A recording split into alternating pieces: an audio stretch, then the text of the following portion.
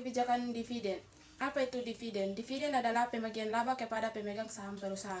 Kebijakan dividen sangat penting disebabkan akan mempengaruhi banyak faktor seperti prospek perusahaan, perilaku investor, maupun investasi pada perusahaan tersebut.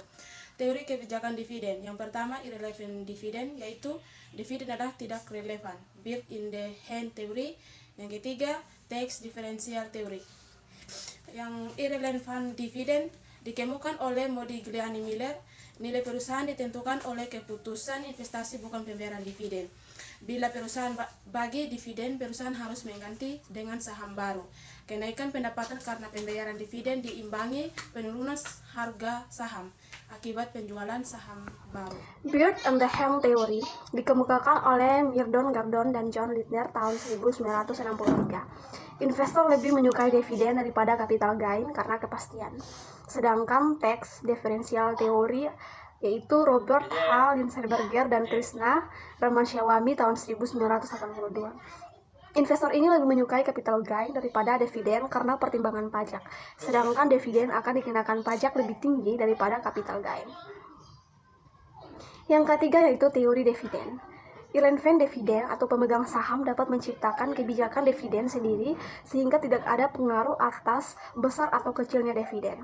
Sedangkan Bird in the Ham Theory, investor lebih menyukai dividen. Dan selanjutnya itu tax differential theory, perusahaan menahan laba atau tidak membagikan dividen untuk representasi profit yang akan meningkatkan sehingga prospek perusahaan naik yang menyebabkan harga saham perusahaan juga naik. Di sini saya akan menjelaskan tentang faktor-faktor yang mempengaruhi kebijakan dividen.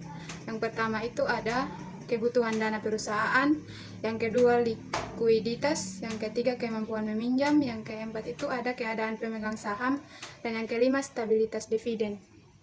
Ada juga kebijakan pembayaran dividen non-cash. Yang pertama itu stock dividen, yang kedua stock split, yang ketiga repurchase of stock.